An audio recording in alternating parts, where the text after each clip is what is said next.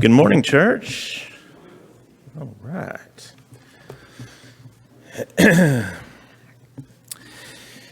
Well, it has been an interesting week, to say the least. I know that we're still continuing to have some issues, of course, with COVID and trying to stay safe. And I have to tell you, I want to publicly say that I really applaud our eldership for making some of the decisions that they have.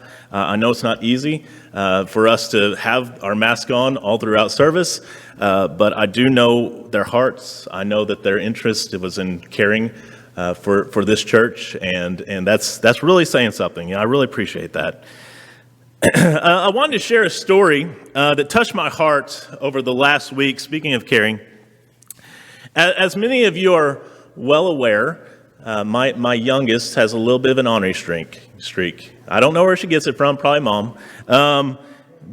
But I was preparing my lesson, and I was about halfway, through with it. And she comes in, she busts into the office, and she goes, Daddy,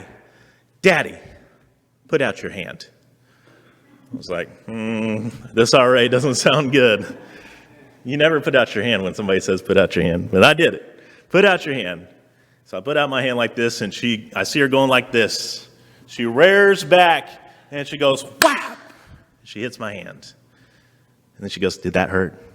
Like, well, no, not too bad. Put out your hand. So I do it again. Bam! She smacks my hand. A third time, put out your hand. Did that one hurt? Nope, you didn't get me that time. Third time, she goes out and she smacks it as hard as she can. Did that hurt? And I said, well, that one stung a little bit. Yeah, you got me there. That one stung. And the interesting thing was, here's the interesting part about that story. None of that is probably too surprising to you if you know my daughter.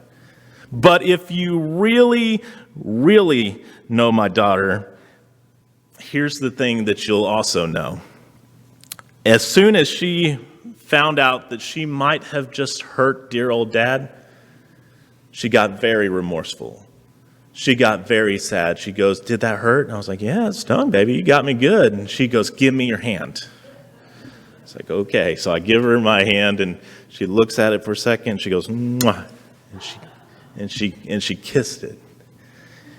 Is that better? Is that better, Daddy? Yeah, baby. That's a lot better. I confirmed it felt much better.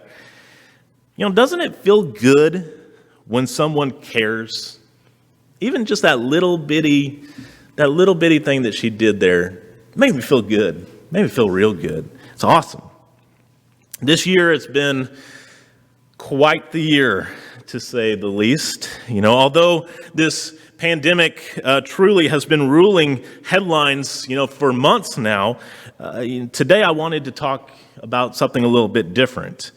As I was preparing again for this lesson, I had caught a story about an actor by the name of Chadwick Boseman. Now, the name that I just said might not immediately jump off the page, Chadwick Boseman, but if you start to look at his filmography, if you start to look at his body of work as far as being an actor, it starts to stand out very immediately about how wonderful of a talent was lost. He just lost his life for the last couple of weeks.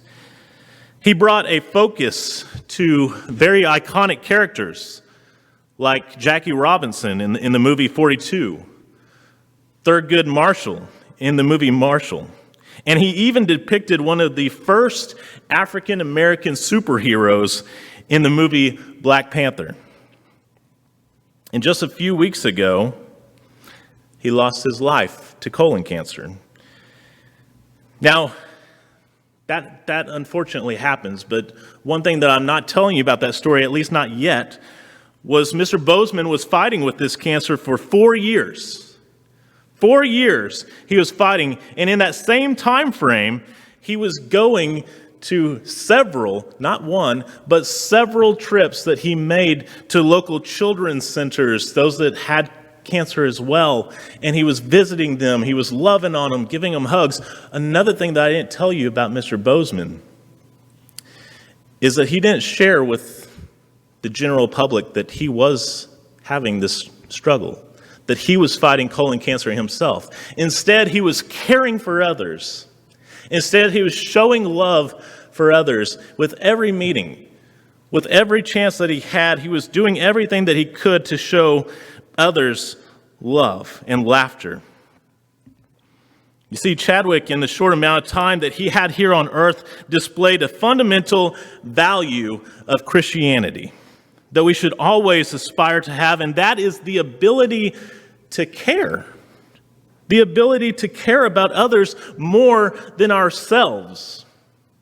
You see, he could have for 4 years said, I'm sick. You should care for me. I'm the one that's fighting colon cancer. But he didn't do that. No, he made it a profession almost to go out to other people and show them that he cared about them in their time of need, even though he was battling the same struggles. And here's the sad part.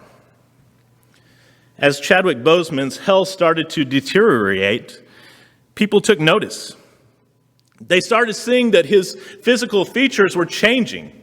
They started seeing that all the muscles that he had put on for these superhero movies and for these baseball movies were starting to deteriorate.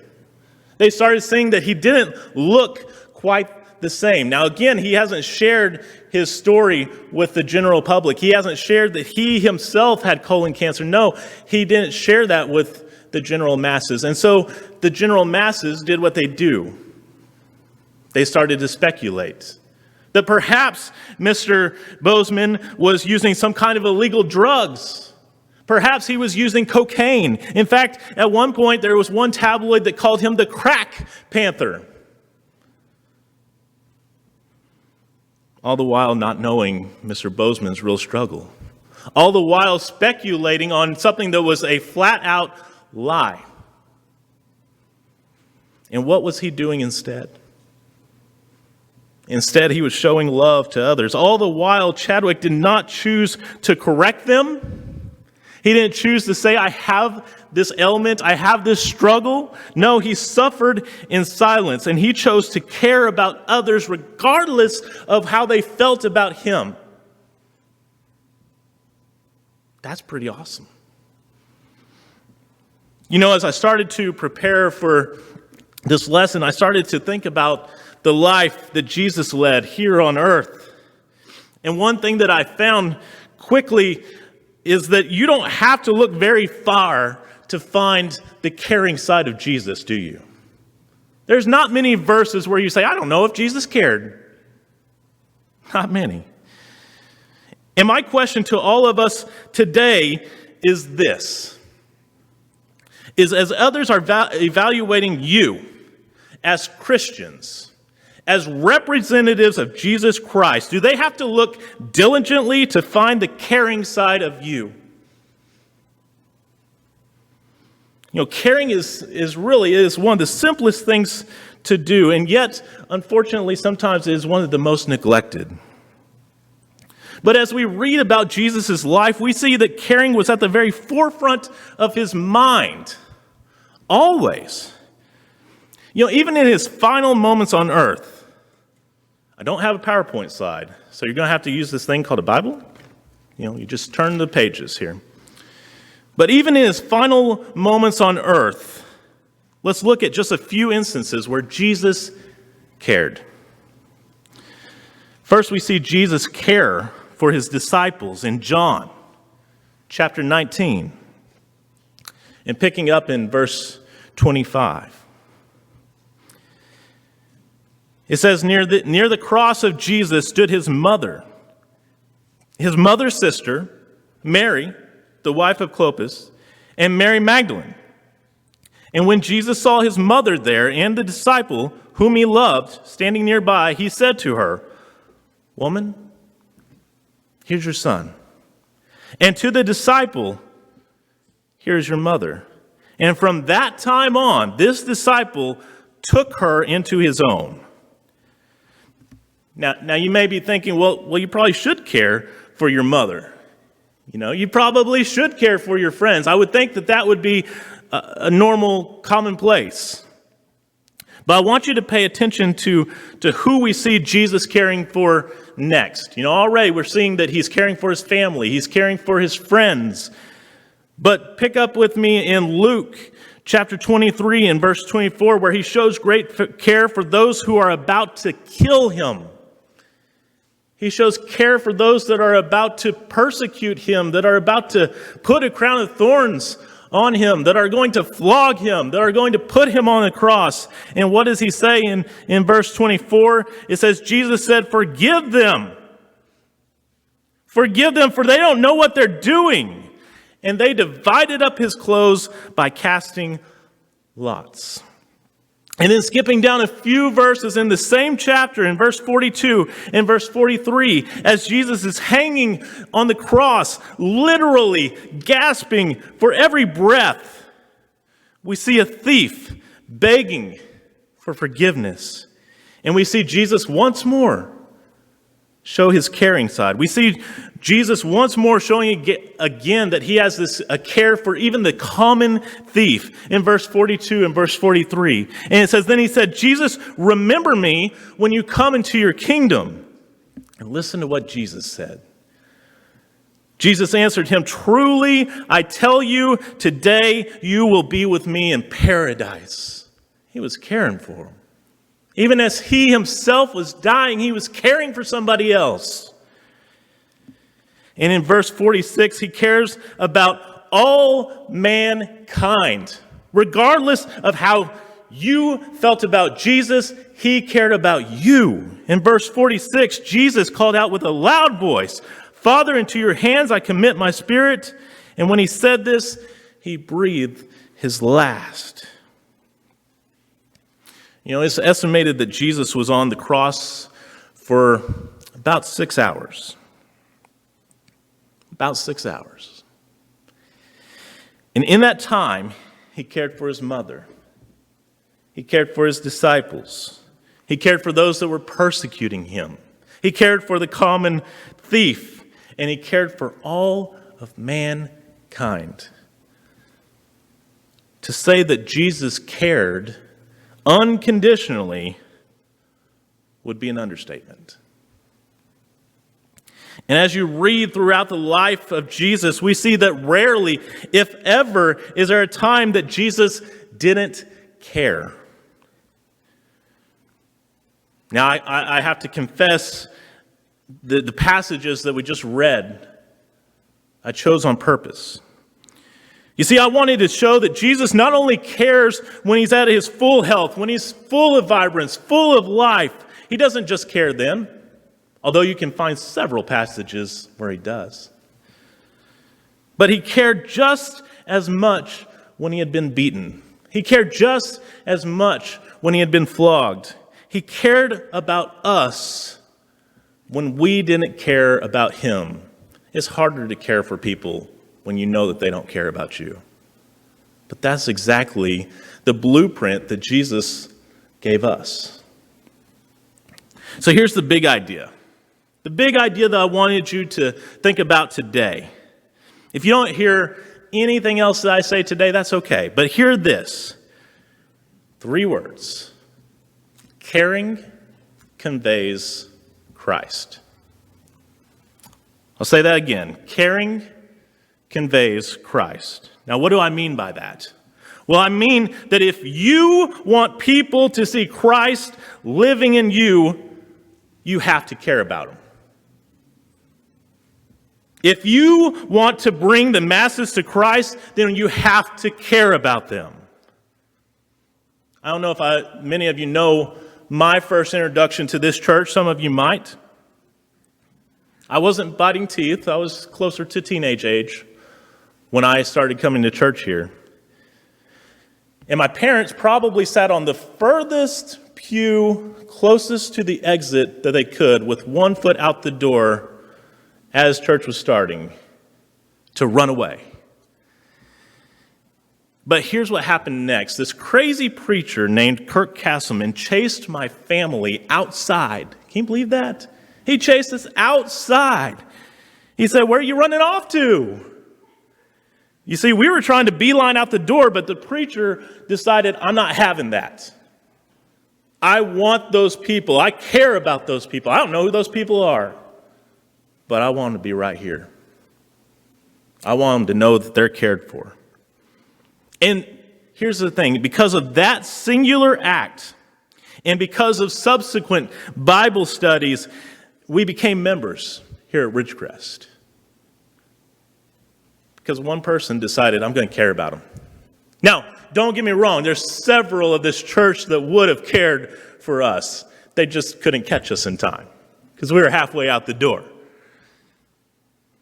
But because of that singular act, because of the subsequent Bible studies, because of continuing to learn, we became members at Ridgecrest.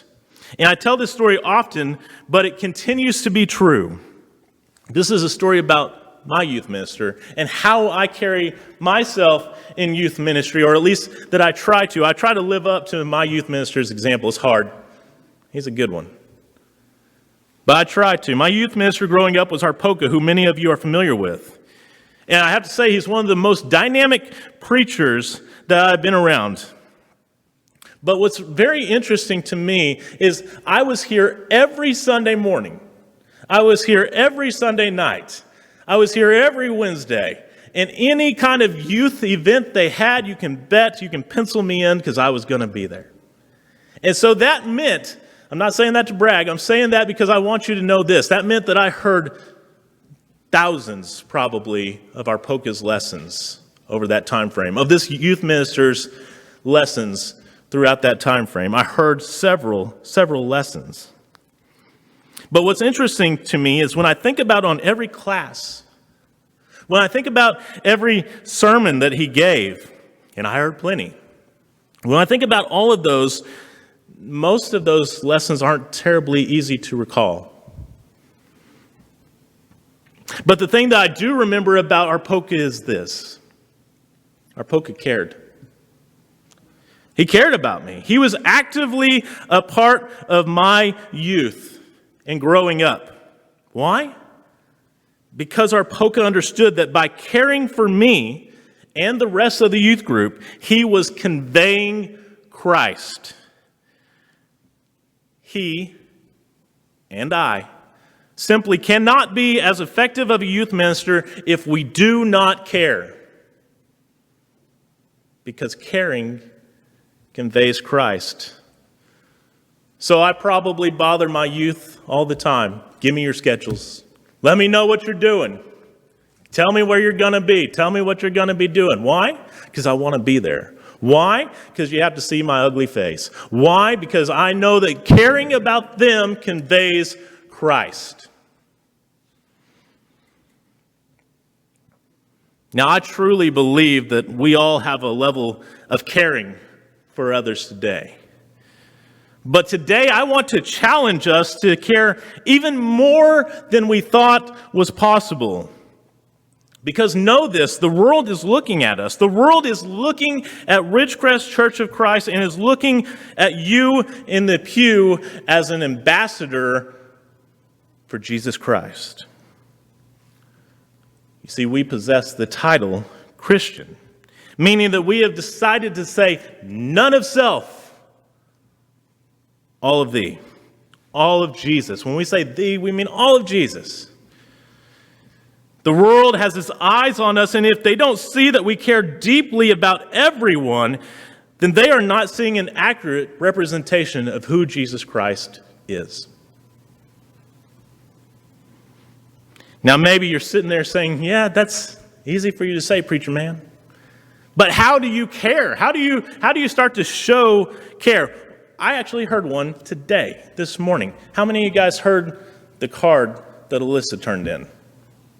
How many of you felt good when you heard what all that had happened over Alyssa's time frame? Made me feel good. Lifted me up. You see, a simple card, a simple word of affirmation is so much care. She's conveying Christ with just a simple note. That's how you can do it. By showing somebody that you want to be there, an unexpected visit. Really, that carries a lot of weight. But one of the absolute Best ways that we can show our brothers and sisters that we care for them and love for them is by just simply being there.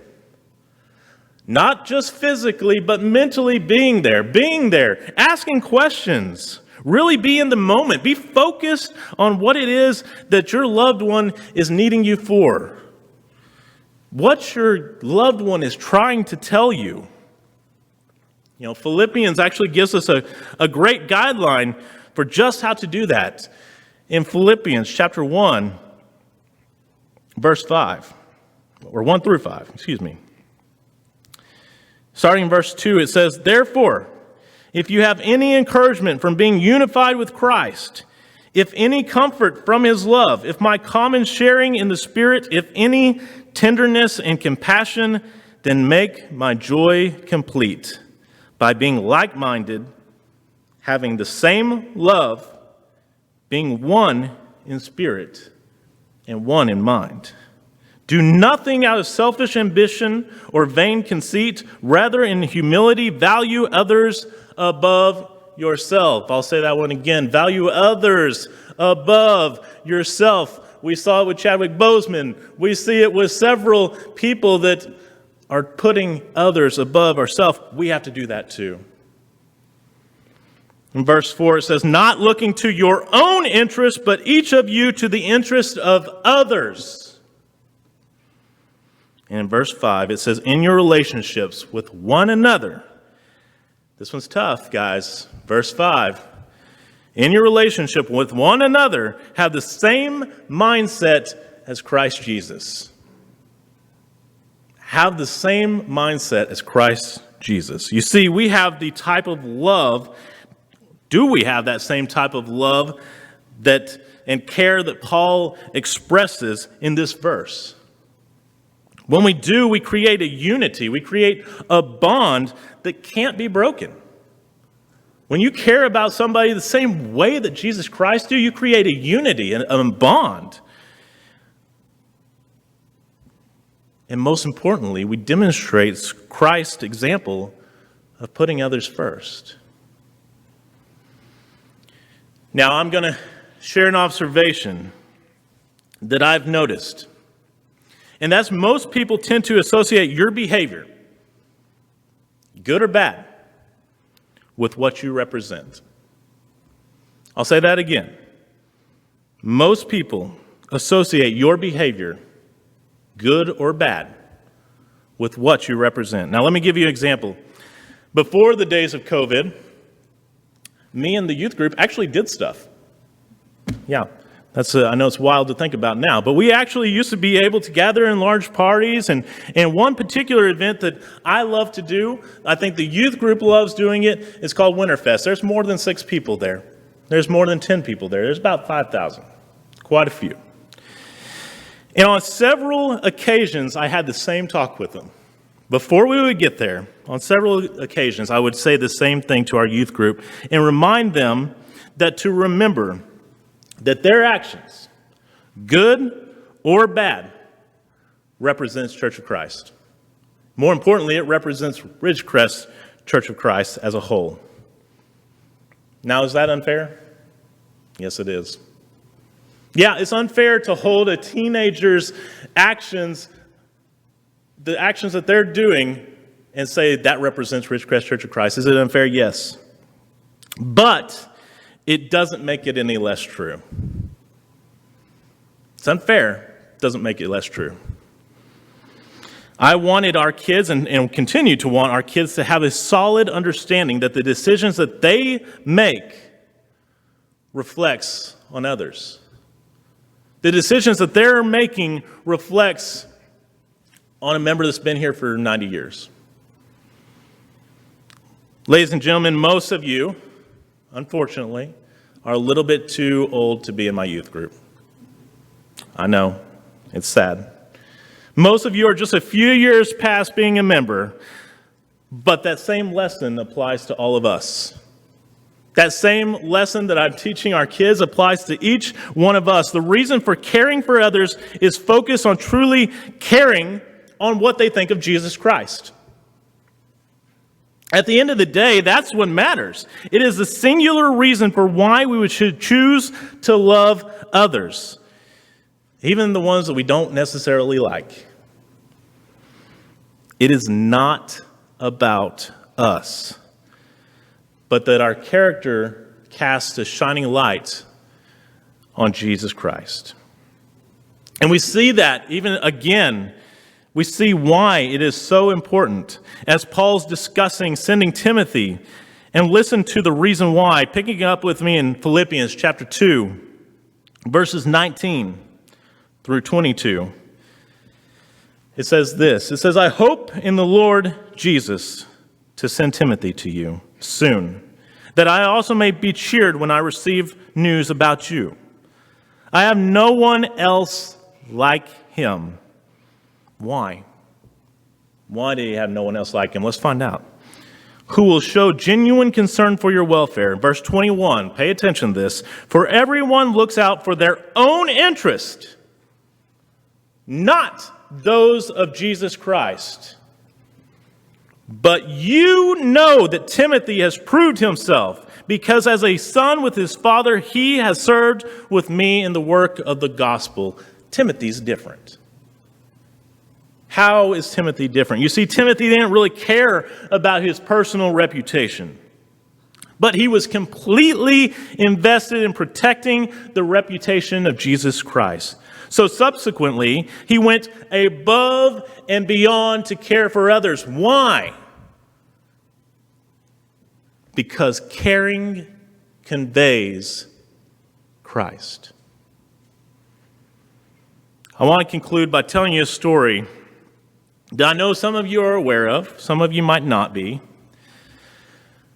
But in 5th grade, I transferred to Ridgecrest Elementary right up the street here.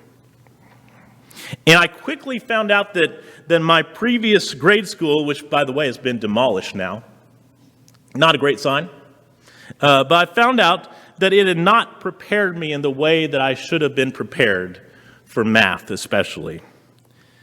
And I was well behind my peers. I was struggling. I was in trouble. I was in bad trouble, making bad grades. My grades were so bad, and I had a lot of catching up to do. But I was really blessed by 2 women. You see, these 2 women devoted after hours time to get me back caught up. Frances Haddon and Kay Bartell. Now, one of those names you probably know. The other one I won't forget. You see, these 2 women devoted their time, these after hours, to get me caught up. And in the moment that I thought that was just their job, that's what they're supposed to do. They're teachers. Well, not after hours. Now, as I get to looking back at it from adult eyes, I say, yeah, they didn't have to do that. They didn't have to make those kinds of sacrifices, but there they were. There was nothing in their contract that said that they needed to catch me up after hours. You know, I've been a data engineer for about 3 years. And there's not one day that goes by that I don't use math. Not one. And I often think about how incredibly blessed I was and am to have had Mrs. Haddon and Mrs. Bartell in my life. And it's very clear to me now why both of these women took time to help me get caught up.